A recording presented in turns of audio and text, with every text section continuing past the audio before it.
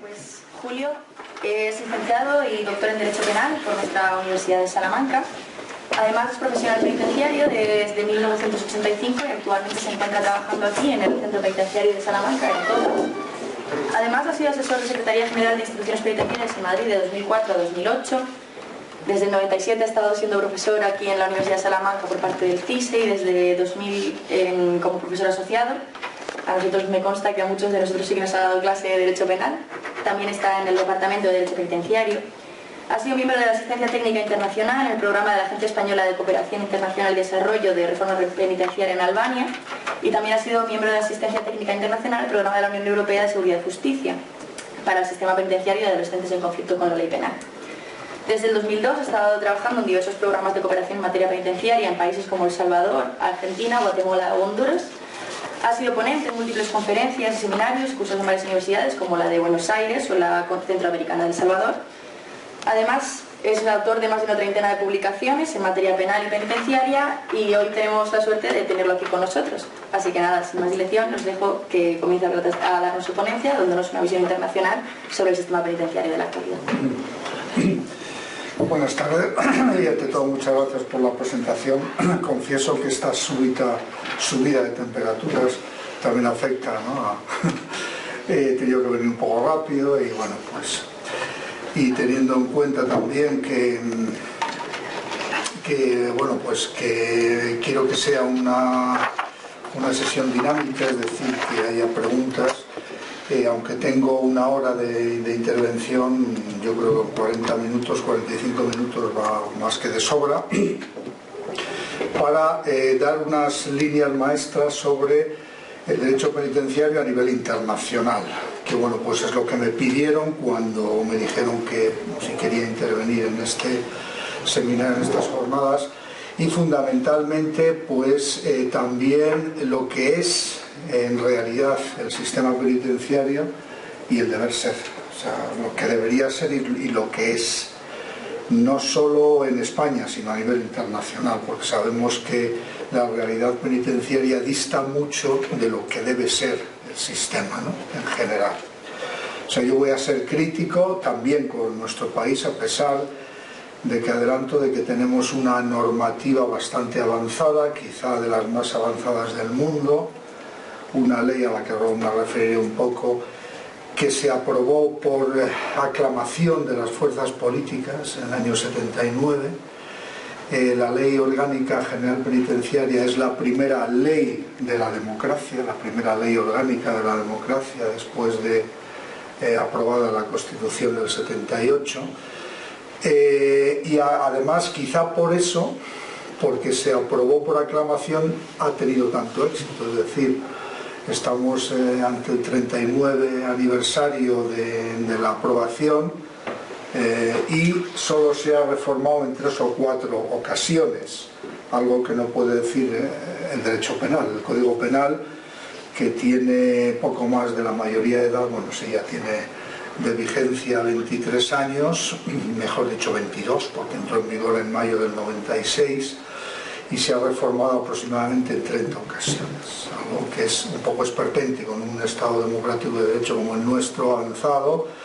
Un Código Penal de la democracia no puede tener tantas fluctuaciones, fundamentalmente porque parece que el gobierno de turno que llega le da por modificar el Código Penal, y no solo los de una tendencia, sino los de las dos tendencias que han gobernado en este país desde el advenimiento de la democracia. Es decir, demasiadas reformas, y todas, yo creo que el 95% ha sido para endurecer las condiciones del código y las penas y las condiciones del Código Penal. Bueno, pero antes que nada voy a referirme un poco a la normativa internacional, porque entre otras cosas tenéis que saber que el sistema penitenciario en España y en la mayoría de los países más avanzados del mundo forma parte de las leyes penales, con unas garantías y con unos derechos que tienen los privados de libertad. No olvidemos que el artículo 25.2 de la Constitución, el que habla de la orientación constitucional de las penas privativas de libertad y las medidas de seguridad, está dentro del capítulo 2 de los derechos fundamentales y libertades públicas. Es decir, como derechos y libertades como cualquier otro ciudadano. Entonces, ¿qué quiere decir esto? Que los derechos y libertades fundamentales que nuestra Constitución reconoce y garantiza han de interpretarse en primer lugar de acuerdo a la Declaración Universal de Derechos Humanos y a las normas internacionales vigentes sobre la materia. Entonces, a eso me voy a referir y voy a hacer luego algunas críticas. En primer lugar, desde 1776, desde la Declaración de Filadelfia, Derechos de Filadelfia, ya se reconoce que una persona no puede ser detenida de forma ilegal, es decir, para que alguien se detenga tiene que ser acusado por algún hecho concreto que está establecido en las leyes. Ya estamos hablando del principio de legalidad, es decir, la primera declaración universal, que es la Declaración de Filadelfia de 1776, y además lo que disponga la ley. La siguiente norma internacional más conocida es la de los derechos del hombre y del ciudadano, la Declaración de los Derechos del Hombre y del Ciudadano en 1789, donde ya se consolida y se consagra el principio de legalidad penal, lo que conocemos por el nullum crimen nulla pena sine lege, es decir, no puede haber ninguna conducta que sea delito ni ninguna pena que se imponga a ese delito si no es de acuerdo a lo establecido en la ley. Una garantía fundamental que viene, como sabéis, de la Revolución Francesa y luego toda la codificación de los países europeos. Además, en este momento, en la Declaración Universal de Derechos Humanos de 1789, ya se habla de que las penas, a tenor del advenimiento del derecho penal liberal, fundamentalmente a través de la obra de Beccaria, de los delitos y las penas de 1764, y de la obra de Feuerbach, etc., ya se está diciendo que las penas tienen que ser absolutamente necesarias. Ya estamos introduciendo un término muy importante que es la proporcionalidad de las penas al injusto cometido, es decir, al hecho delictivo cometido. Además, ya el propio Montesquieu ya decía que toda pena que no derive de su absoluta necesidad es tiránica. Estamos hablando de que si la pena no es necesaria, no es ajustada a la gravedad del hecho cometido, estamos hablando de la tiranía, algo también importantísimo. Pero continuamos en el tiempo, bueno, pues con el advenimiento del derecho penal liberal, con los principios y garantías de la proporcionalidad de las penas, necesidad de las penas, de la humanidad de las penas, y ya se empieza a hablar del principio de resocialización, el principio de resocialización de las penas.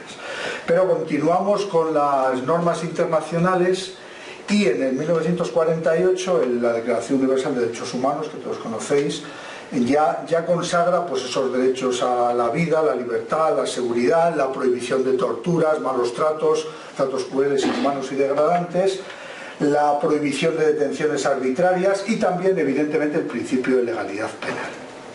O sea, ya la propia Declaración Universal de los Derechos Humanos ya va cerrando un poquito más el círculo.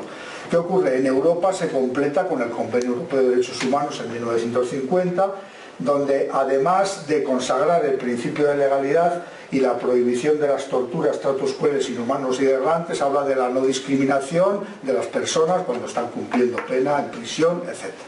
Continuamos ya con la primera norma internacional referente al tratamiento de los reclusos, que es muy importante. En las reglas mínimas para el tratamiento de los reclusos de 1955, aprobadas en Ginebra, y que aquí sí ya hay un avance considerable.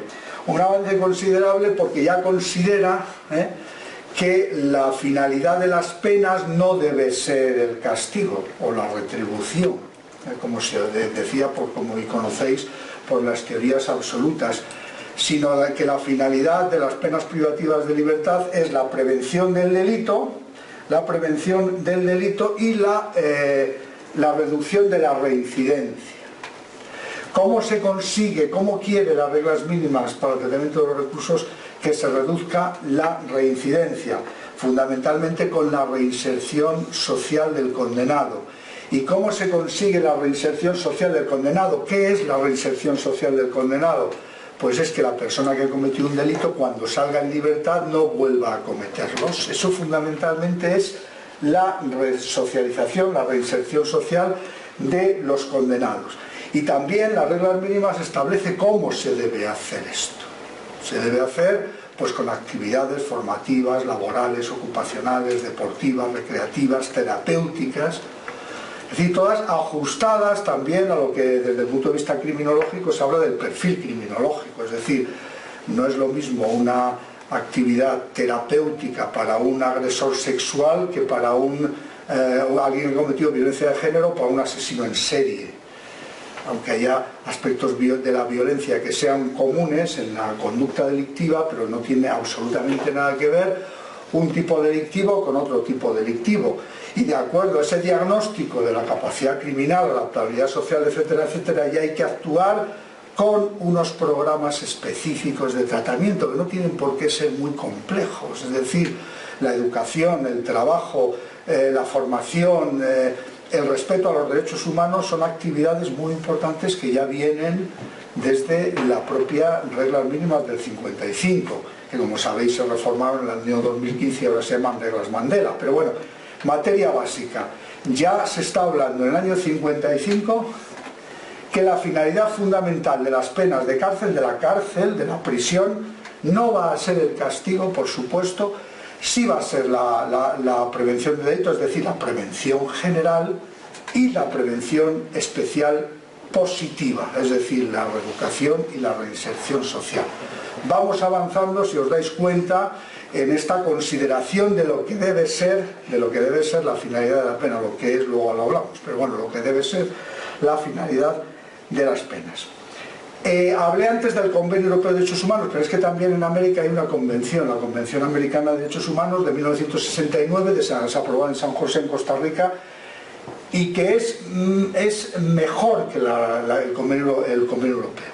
Ata más los cabos, incluso la Convención Americana de Derechos Humanos habla de la pena de muerte, algo que no habla el Convenio Europeo de Derechos Humanos, y establece que la pena de muerte solo se puede imponer para delitos muy graves, en ningún caso se podrá imponer para delincuentes menores de 18 años ni para mujeres embarazadas. Fijaros, ya es un avance considerable, algo que no dice el Convenio Europeo de Derechos Humanos.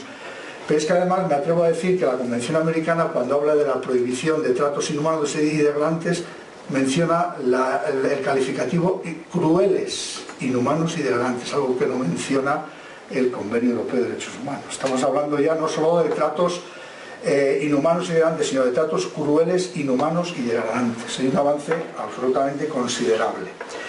Avanzamos en las normas internacionales y tenemos el Pacto Internacional de los Derechos Civiles y Políticos del año 76, que también aquí incide en el trato que hay que darle, que dispensarle al privado de libertad, que tiene que ser un trato digno. La dignidad humana está por encima de todo.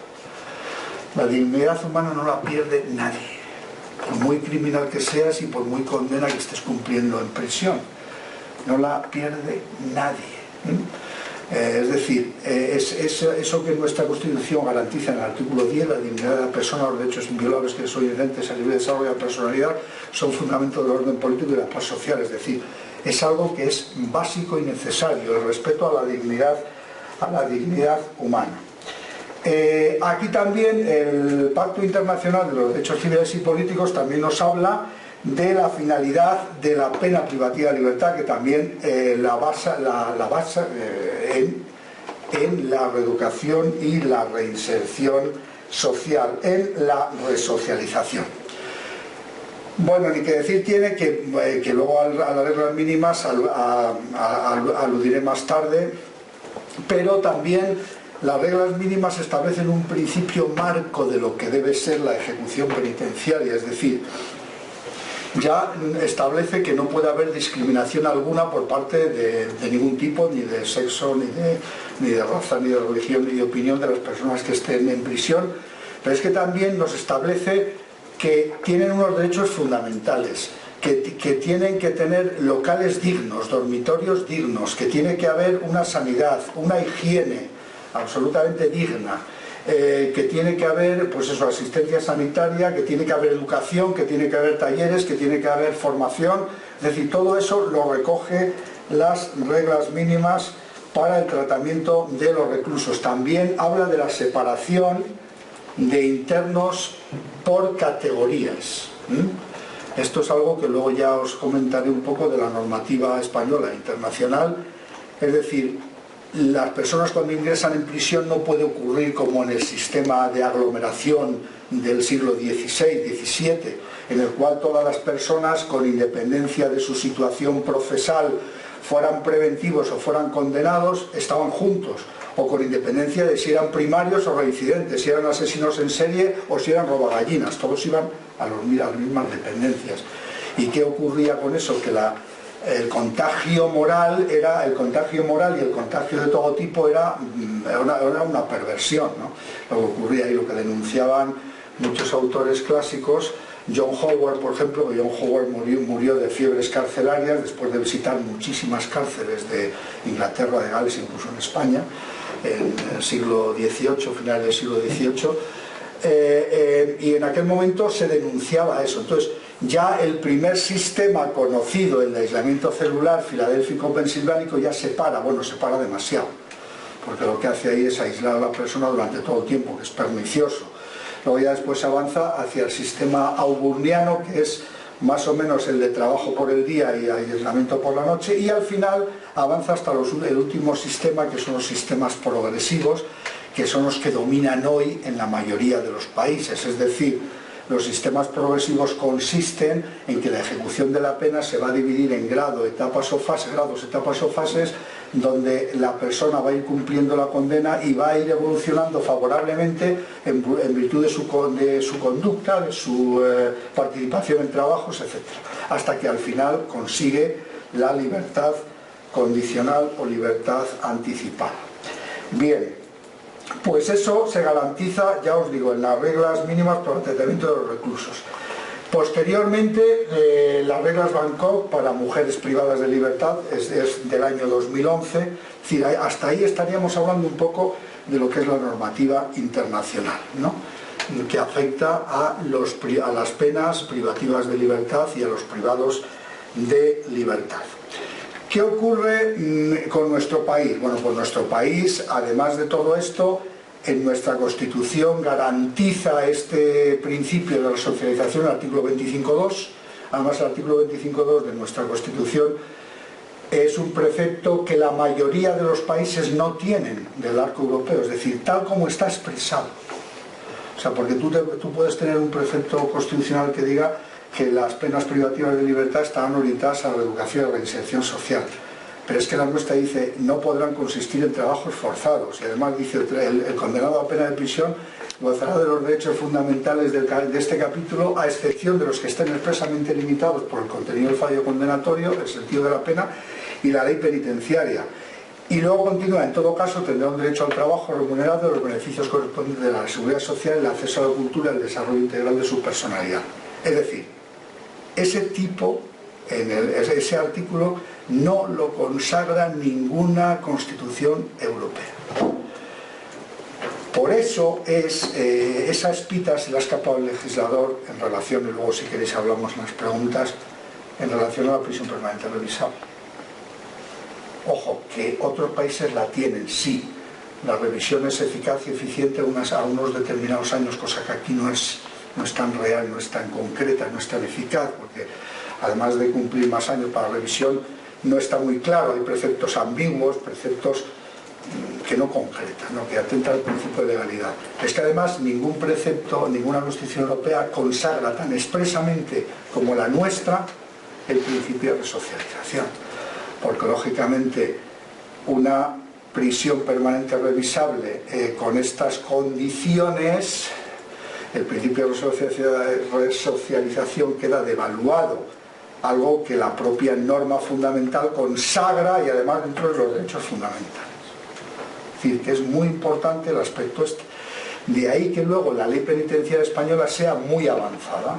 La ley penitenciaria del 79, aparte de consagrar el principio de orientación de la resocialización de las penas privativas de libertad, también habla del sistema de individualización científica. El sistema penitenciario es un sistema progresivo, pero depende de las circunstancias personales del sujeto y de la condena para ser clasificado en un grado u otro, como sabéis.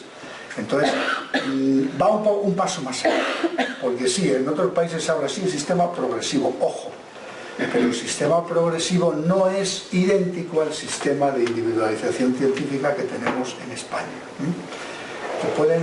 Un sistema de individualización científica es un sistema progresivo, pero hay una diferencia clara. Por ejemplo, en Guatemala, que he estado 2 años, había un sistema progresivo, pero empezaba por la primera fase, la segunda y la tercera. Es decir, no se podía acceder directamente a la tercera fase o a la segunda, había que acceder directamente a la primera, cosa que en España no ocurre. Bien es cierto que con las reformas del 2003 se introdujo el periodo de seguridad, como sabéis, y para ciertas penas cuya duración sea superior a 5 años y en cualquier caso para ciertos tipos delictivos, se establece que no se puede clasificar en tercer grado régimen abierto hasta que no haya cumplido la mitad de la condena. Pero eso no limita la capacidad de clasificar a alguien. A un asesino lo puedes clasificar en tercer grado aunque no tenga la mitad de la condena, ¿no? Es decir, son 4 tipos penales: organizaciones criminales, abusos sexuales de menores de una edad determinada, los delitos de la prostitución también de menores de 13 años y delito de terrorismo. Es decir, pero la inmensa mayoría de los delitos no. Dice que bueno, más de 5 años sí, pero puede que luego el juez de vigilancia penitenciaria, a tenor de la evolución individualizada de su tratamiento, pueda considerar y volver al sistema general de clasificación. Es decir, se puede clasificar en tercer grado antes de que cumpla la mitad de la condena. Eso no ocurre en los países donde está consagrado el sistema progresivo, que tienen que clasificar necesariamente primer grado, luego segundo y luego tercero. No, aquí no. Aquí se puede clasificar directamente a la persona en tercer grado, con esas excepciones que os he dicho, pero se le puede clasificar directamente en tercer grado. La ley consagra un sistema penitenciario flexible, progresivo, humano, donde precisamente el interno es dueño de su destino, y además también el Estado tiene obligación de impartir, inculcar programas de tratamiento, educación, formación, trabajo, etcétera, para conseguir eso que se llama resocialización. Es lo que se llama también eficacia preventiva. Luego también nuestra ley consagra los principios no solo de resocialización, sino el de humanidad de las penas, que daros cuenta que el principio de humanidad de las penas es muy importante. Es decir, el principio de humanidad de las penas exige que la pena sea la mínima necesaria y que se respeten escrupulosamente los derechos fundamentales del condenado. Toda variación a ese no respeto de los derechos fundamentales del condenado se puede considerar pena o trato cruel, inhumano o degradante. Además, el Tribunal Constitucional tiene bastantes sentencias, una de ellas, si la queréis consultar, la 6586, no tengo la fecha ahora mismo aquí, la 6586 del año 86, en la cual establece que el principio de humanidad de las penas exige que la pena no genere sufrimientos de especial intensidad o humillación o sensación de envilecimiento distinto al de la propia ejecución de la pena. ¿Con esto qué quiero decir? Que si en una determinada semana, un determinado mes, la asistencia sanitaria no es la adecuada, la alimentación no es la adecuada, o las condiciones de habitabilidad del centro no son adecuados, se puede considerar que se está implementando un trato cruel, inhumano o degradante. Fijaros hasta dónde voy. Es decir, si esa sentencia, en virtud de ese principio de humanidad de las penas, exige que la pena no acarree especial sufrimiento, y alguien que a lo mejor lleva comiendo toda la semana lo mismo, o alguien que no ha visto al médico durante un mes porque no hay más que un médico y no puede ver a todas las personas que lo demanden más que una vez al mes, eso está generando un trato cruel, inhumano y degradante, que está proscrito, está prohibido no solamente por el artículo 15 de la Carta Magna, el de la prohibición de tratos crueles, inhumanos y degradantes, sino también el artículo 3 del Convenio Europeo de Derechos Humanos. Fijaros hasta dónde voy, Es decir, ¿qué ocurre? Que luego el ser sabemos que es completamente diferente. Bueno, en España se intenta más o menos cumplir la normativa, pero todos sabemos que luego la realidad dista bastante del deber ser. Es decir, desde el momento en que, por ejemplo, hay necesidad de funcionarios, necesidad de profesionales, no se pueden implementar todos los programas de tratamiento que deberían ser. Esta mañana, hablando con un agresor sexual, me comentaba eso, que no es de aquí, que es de Asturias, por ejemplo, sí, de Asturias, y que pidió este centro porque aquí hay un programa de agresores sexuales. Lo había, ahora ya no lo hay. Luego le dice, yo me voy a ver perjudicado porque si no realizo el programa de agresores sexuales, cada vez que estoy pidiendo permiso, que ya tengo cumplida la cuarta parte y no tengo sanciones y más o menos hago a ciertas cosas en el centro, participo, voy a la escuela o voy a los talleres, voy a actividades formativas, actividades ocupacionales, más o menos me van a decir que no porque no he seguido el programa de agresores sexuales. O cuando llegue el momento próximo a cumplir las 3/4 partes y para que este salga en libertad condicional tiene que necesariamente estar en tercer grado, pues si no ha seguido ese programa lo va a tener mucho más difícil, pero no porque él no haya querido, sino porque el centro o el sistema no se lo ha ofrecido. Eso también es una espita abierta para lo de la prisión permanente revisable. Imaginaros que estamos hablando de actividades de tratamiento que son un derecho, porque están dentro del 25.2. Son actividades, las actividades de tratamiento son las que conducen a la reeducación y reinserción social, porque la propia ley establece qué es el tratamiento, un conjunto de actividades directamente dirigidas a la reeducación y la reinserción social. ¿Y en qué consiste? Pues consiste en que la persona cuando salga a libertad respete la ley penal, respete a los demás y no cometa delitos. Pero, ¿cuál es el pilar fundamental del sistema penitenciario, no solo en España, sino en el resto del mundo? Las actividades de tratamiento para conseguir anular esa predisposición al delito que han tenido. Y si alguien, y sobre todo los delitos muy graves, que para ellos está reservada la prisión permanente revisable, alguien ha cometido pues, un asesinato de un menor de 16 años, alguien ha cometido una violación y posterior asesinato, para eso está previsto, aparte del magnicidio, o sea, el asesinato del jefe del Estado, etcétera, etcétera, de estos terroristas, que afortunadamente son menos y ojalá ya no sea ninguno, pero para ese tipo de delitos está específicamente destinada esta pena. Y alguien que diga, sí, yo he violado y he matado, pero reconozco los hechos, sé que es una barbaridad lo que he hecho, he pedido perdón a las víctimas, estoy haciendo actividades, quiero programas para que me anulen esa predisposición, y sin embargo no me los dan. Se está conculcando un derecho fundamental de la persona a reinsertarse. Y si no le han podido ofrecer eso, luego el sistema no puede decir a la hora de revisión, no. Es que de acuerdo al diagnóstico sigue habiendo un perfil alto de peligrosidad criminal. Mire usted, si usted no le ha tratado, difícilmente va a haber bajado ese perfil de peligrosidad criminal. Es lo que se dice. Perfil, o yo qué sé, cuando se deniega un permiso. Gravedad delictiva, gravedad del hecho delictivo, alarma social producida, lejanía de las 3/4 partes, perfil, predisposición a la reincidencia, posibilidad de reincidencia y perfil de peligrosidad criminal alto. Bueno, si usted no le está tratando eso, el perfil seguirá siendo alto. Me seguís por donde quiero ir, ¿no? Es decir, ahí falla algo. Y eso también lo hemos hablado muchas veces, que por ahí puede que el Tribunal Constitucional o en su día el Tribunal Europeo de Derechos Humanos pueda decir que tal como está regulada la prisión permanente revisable sea inconstitucional. Por ahí puede ir. Entonces, ¿qué ocurre? Bueno, y estamos hablando de España, que España, ya os digo, tiene una legislación muy avanzada, un cumplimiento bastante alto de lo que predispone la normativa, es decir, el cumplimiento es más bien alto.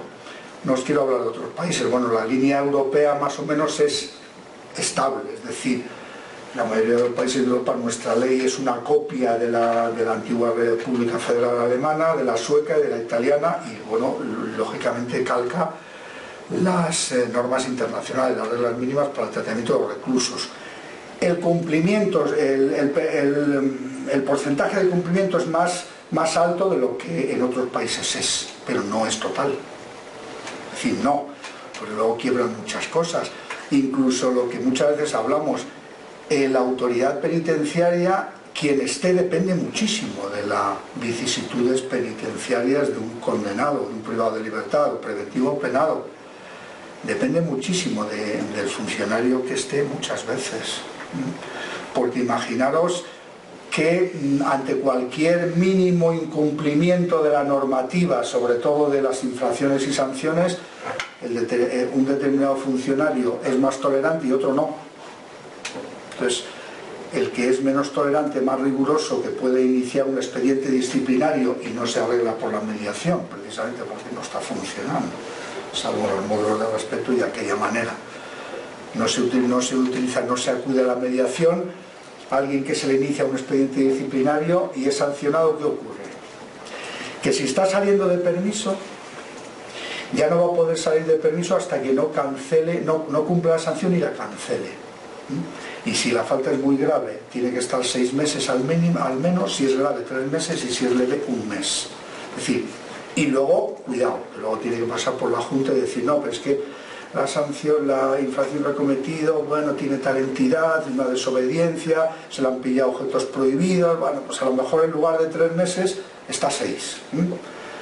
Y si esa persona tiene próximo el cumplimiento de las 3/4 partes o los 2/3 o la mitad de la condena, si la pena es de hasta 3 años de la libertad condicional, pues a lo mejor no sale en libertad condicional, no se le clasificarse por en tercer grado, ni sale en libertad condicional en su momento. ¿Eso es una detención ilegal? Pues no, porque la normativa es flexible en ese aspecto, pero se podría argumentar, es decir, si no le hubieran hecho ese expediente a ese interno, probablemente no le pasara esto. Y yo pongo cantidad de ejemplos. Sujeto A, que viene del puerto de Santa María a cumplir condena a topas. En el puerto de Santa María, que hace mucho calor, aquí también en verano, resulta que en el economato del centro le permiten comprar un ventilador. Él compra el ventilador y el recibo pues lo extravía, lo pierde. El ticket de compra lo pierde. Pasan meses, viene a topas, el ventilador ha pasado 50.000 registros, pero llega el funcionario de turno que pues tiene cierto enconamiento con esa persona sin que haya hecho nada y dice, bueno, ya tengo el argumento. Objeto prohibido, porque las normas del régimen interior me dicen que esto es objeto prohibido, salvo que lo haya adquirido en un economato, que aquí no venden ventiladores, allí sí, pero no tengo el recibo. Objeto prohibido, falta grave. Esa persona estaba saliendo de permiso. ¿Qué ocurre? Bueno, pues que luego tuvo que cumplir la sanción, tuvo que rehabilitar el parte, o sea, cumplir la sanción, cancelar la misma. ¿Y cuando volvió a salir? Pues no sé si al año aproximadamente. Y como eso hay 50.000 casos. Es decir, unas tijeritas que te han dejado y que a lo mejor no tienes un recibo. El otro día le dejé yo a un interno una calculadora de estas financiera porque está estudiando económicas y porque el centro no se la ha aportado, o sea, porque él la quiere comprar y por seguridad dice no sé, y se la hemos dejado porque tenemos en el centro. Y yo le dije, bien, digo, guarda el papel de esta autorización nuestra porque como llegue alguien que diga, ¿y dónde viene esta calculadora financiera? Es un objeto prohibido. Es decir, fijaros hasta qué punto puede influir en la vida penitenciaria de un privado de libertad una situación provocada por el comportamiento, mejor o peor, de un profesional penitenciario.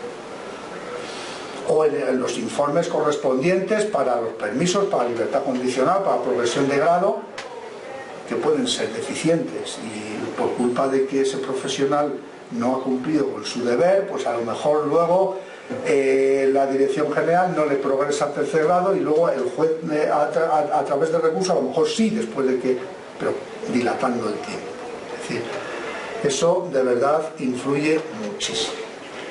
A pesar de todo, nuestro país tiene un cumplimiento de la normativa más alto que lo pueden tener países, no hablemos de América Latina, aquellos sí que son centros absolutamente de tortura, es decir, las condiciones de habitabilidad son infrahumanas, donde centros donde la capacidad es para 1000 personas y hay 5000, donde a lo mejor miembros de los equipos multidisciplinarios o técnicos, pues hay un jurista o un psicólogo para 5000, cosa que es inaudito, porque tú no puedes estudiar a una persona, a 5000 personas, y encima no puedas entrar porque luego la seguridad es francamente mala, donde no tienen agua corriente, donde a lo mejor tienen un baño para 200 y se tienen que hacer sus necesidades encima en muchos casos, donde hay 50.000 mosquitos por metro cuadrado, es decir, que son condiciones terribles, terribles, donde además se mezcla algo que afortunadamente, digo afortunadamente, en España no tenemos, que es la corrupción de los profesionales. Os digo, en eso os garantizo que en España no tenemos. Puede haber algún caso aislado, es decir, no es el primer caso de un funcionario que le pilla al iniciar un procedimiento penal por pasar droga, no es el primer caso y a lo mejor no es el segundo ni el último, pero casos puntuales que se les persigue. Es decir, ha habido casos en todos los lados. Aquí en Topa, por ejemplo, un cura en su momento, no sé si os entrasteis en su momento, pues fue condenado por pasar hachís. Y bueno, pues cosas que suelen ocurrir en otros centros ha pasado, pero a lo mejor hay 5, 10 casos, 20 casos, no más. Y se persiguen. No se protegen por parte de los profesionales, se persiguen, pero donde hay corrupción, si se junta la corrupción con las condiciones precarias de la vida en prisión, se forma un cóctel que es explosivo. Es decir, yo, por ejemplo, en Guatemala, que he estado 2 años, cuando nosotros les estábamos un poco entregando los protocolos, yo qué sé, imaginaros, un protocolo de ingresos, un protocolo de equipos técnicos, en el cual uno de ellos es un protocolo de ingresos, decirles a los expertos de allí, a los equipos técnicos de allí, que también hay jurídicos, juristas, psicólogos, trabajadores sociales, educadores como aquí, cuando les dice, bueno, pues cuando alguien ingresa lo primero que lo tiene que ver es el médico. Una vez que lo ve el médico, si depende de las enfermedades tal, lo ve el trabajador social, luego lo ve el educador, y si es penado, lo ve también el psicólogo y el jurista. Y una vez que lo ven los miembros del equipo, hacen un informe al director para que lo mande al módulo o dependencia o sector correspondiente, de acuerdo a su perfil, a sus circunstancias penales, a su condena, etcétera, etcétera. Eso es lo normal. Se hace, aquí se hace y se manda pues al módulo correspondiente. Si es primario no lo vas a marcar con reincidentes. Si es lo que decía un roba gallina, no lo vas a meter con un asesino en serie. Es decir, aparte de los grados, aparte de los grados de primero, segundo y tercer grado, una clasificación interior. Si es un chaval de 20 años no lo vas a mezclar con alguien de 60, es decir, tienes los jóvenes de los adultos, los hombres de las mujeres, aunque excepcionalmente puede haber mujeres y hombres juntos, pero son todavía excepción, no es la regla general. Es decir, tiene que haber un criterio de clasificación interior. Evidente, ellos te decían, sí, perfecto. Dicen, nosotros queremos hacer eso, pero luego aquí no se puede implantar eso. Y decías, ¿por qué no se puede implantar eso? Dice, porque aquí funciona un pseudo impuesto, un pseudo oficial que se llama talacha, en el cual el preso cuando ingresa, dependiendo de su capacidad económica, paga una cantidad de dinero, un impuesto revolucionario todas las semanas, que lo recaudan el jefe de servicios, el funcionario de turno y el preso que lleva ese módulo, que manda más que los propios funcionarios. Se reparten ese impuesto y claro, si es una persona con una capacidad económica alta, pues va a ir al mejor sector. Si es un pobre diablo que no tiene nada, pues va a ir al peor sector. O sea, que no influye su conducta, el delito cometido, sino que lo que influye es su capacidad económica para poder sobornar a las autoridades penitenciarias. Claro, y eso te lo decían los mismos profesionales y te lo reconocía el director general y el ministro de turno. Dice, sí, pero es que no podemos acabar con eso. porque es imposible, porque la corrupción es transversal, que afecta. Una cosa es que la corrupción exista a niveles políticos semialtos o altos, como puede pasar en España, por desgracia, pero no debería haber. Y otra cosa es que la corrupción sea transversal, que tú vayas que con el coche conduciendo y vayas a 50 y el límite sea 30 y el policía te diga, bueno, si me das 100 euros no te pongo la multa, o si me das 50 no te la pongo. O que vayas al clínico que está ahí al lado y con una infección de lo que sea y te digan, si me da usted 1000 euros le meto en planta y si no, no le atiendo. O sea, eso es lo que hablo yo de corrupción transversal, afecta a todos los escalones de la propia vida, y eso es muy perjudicial. Porque luego lo que decimos, en estos estados donde el desequilibrio social es evidente, donde las penas son desproporcionadas y las condiciones de cumplimiento son esotéricas, por denominarlo de una manera fina, la delincuencia es infinitamente mayor que aquí. No, es que cuando se incrementan las penas, se incrementa la delincuencia a las narices. En aquellos países donde tienes una tasa de homicidios de 60-65 por 100.000 habitantes y año, cuando aquí está en 0,6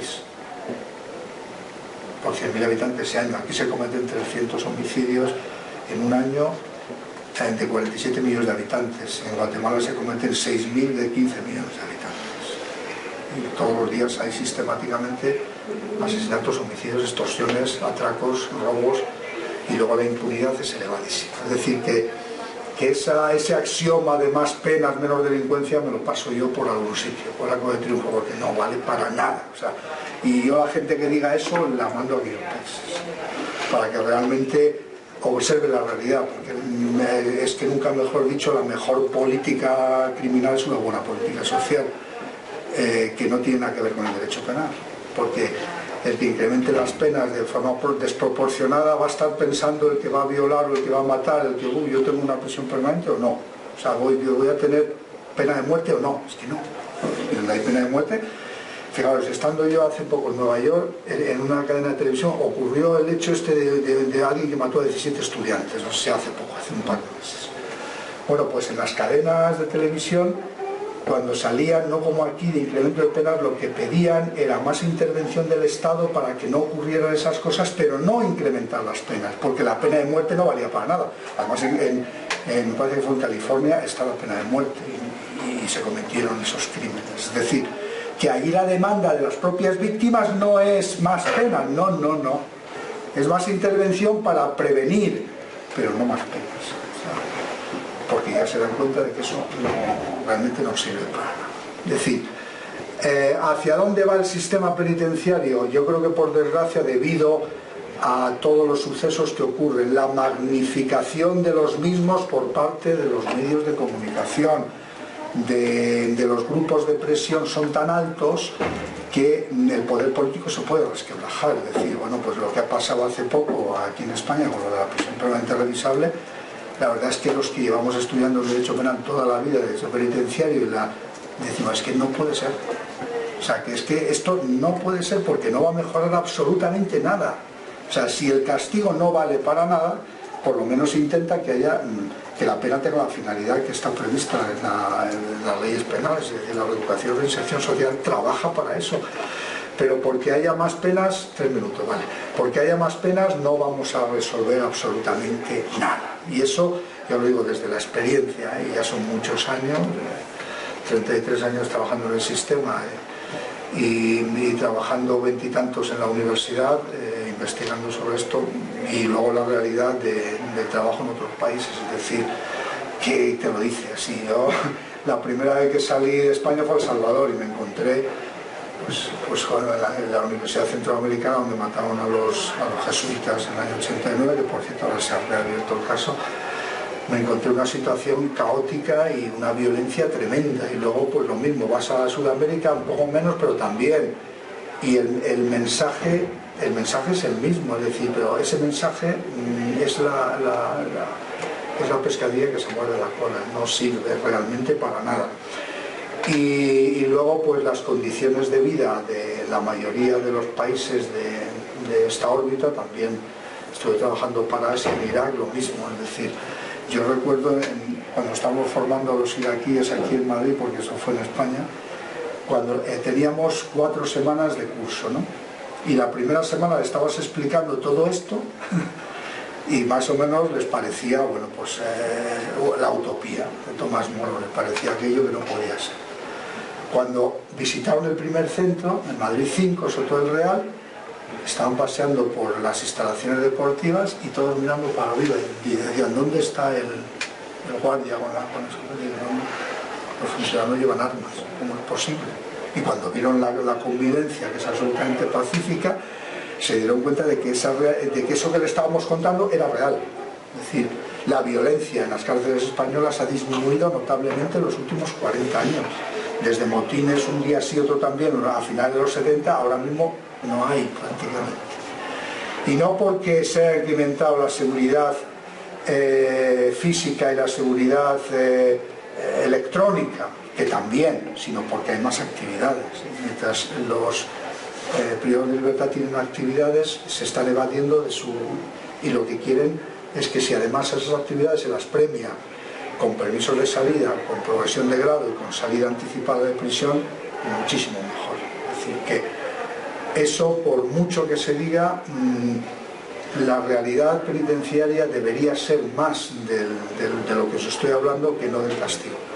Porque de nada vale estar una persona en prisión tantos años y luego salir peor de lo que entraba. Como se decía siempre, ¿no? En la prisión se entra malo y se sale peor. Es lo que se ha dicho siempre. Por lo que hay que intentar es que en la prisión la persona salga mejor de lo que ha entrado. Pero hay que mejorar muchísimo todas las condiciones también en nuestro país. Pero bueno, avanzando poco a poco, ¿no? Lo que no debemos es caer en la tentación de regresar a la ley del talión, al ojo por ojo del siglo XVI-XVII, sino que el derecho penal moderno precisamente tiene unas características que la diferencian del derecho penal del antiguo régimen, y que así debería ser. Ya termino y me someto a las preguntas que queráis, al debate, que con este calor que hace y lo que estoy sudando, pero bueno. ¿Y sí. ¿Qué país puede marcar una referencia en un nivel, a qué país tendríamos que ver para mejorar nuestro sistema penitenciario? Pues yo ahora mismo no creas que tendríamos que acabar como en Suecia, por ejemplo, porque pero luego hay dos consideraciones que tenemos que hacer. La primera es que en España el sistema es bueno, pero todavía tenemos muchos presos en las cárceles, que eso no ocurre en otros países. Por ejemplo, aquí tenemos un buen sistema, pero no se explota el régimen abierto, no se explotan las alternativas a la prisión.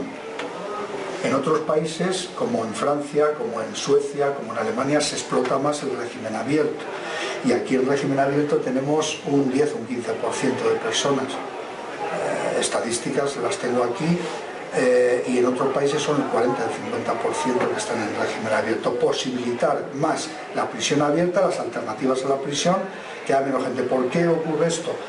España, el sistema penitenciario es bueno, pero las condiciones de vida no pueden ser tan buenas debido a que hay muchísima gente. Aquí tenemos ahora mismo 60.000 presos en España, de los cuales son el 28% son extranjeros, y el porcentaje que tenemos es de 130 internos por 100.000 habitantes. La media está en 100, pero hay algunos países que tienen menos, 65, 70, como Noruega, como Suecia, y allí las condiciones de vida de las cárceles son infinitamente mejor, porque los que vienen aquí a través del convenio de Estrasburgo, españoles que han estado, les han pillado en esos países y que vienen aquí, te lo dicen. Dicen, por ejemplo, en la celda tengo mi teléfono, pero con mi familia. A lo mejor estamos en una unidad, 15 personas, y en esa unidad nos plantea la alternativa de asumir la comida que te dan en el centro, o darnos un dinero para nosotros comprar las cosas y hacerlas nosotros. Te dan la posibilidad, es decir, tienes más condiciones, las mejores condiciones laborales, mayores, o sea, un número más elevado de internos trabajando en talleres productivos, con un salario, cosa que no ocurre aquí.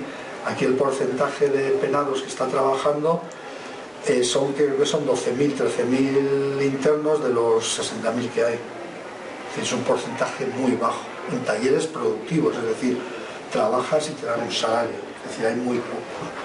Entonces, eso es lo que le hace falta a nuestro sistema, que haya más posibilidades de actividades, que haya menos gente en las cárceles, porque a pesar de todo nuestro sistema penal es muy duro, las penas son muy largas, a pesar de lo que digan, es muy duro.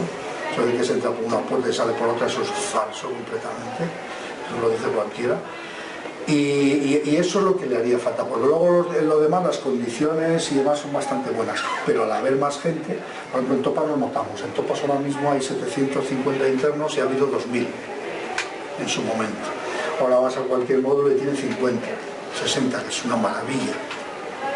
Pero claro, hace 4 o 5 años había 140. Tiene 72 celdas, duplicadas 144. Yo he llegado a conocer módulos con 144, 2 por celda. Las celdas tienen posibilidad para albergar 2 personas. Ahora en esos mismos módulos hay 50. Fijaros qué diferencia. O sea, las relaciones interpersonales son mucho mejor porque hay menos gente, hay menos hacinamiento, la posibilidad de hacer más cosas es mayor. Lo que pasa es que también hay un componente negativo, y es que hay menos profesionales que hace 6 años, muchísimo menos. Y como no hay una restitución eficaz, que no la hay, pues no vamos a quedar en cuadro. La gente se jubila y hay muy poca gente. Y eso también hay que valorar. Que quizá esos países, ¿no? Porque luego en el aspecto de las condiciones, al menos aquí nos las garantiza la ley y se cumplen mayoritariamente.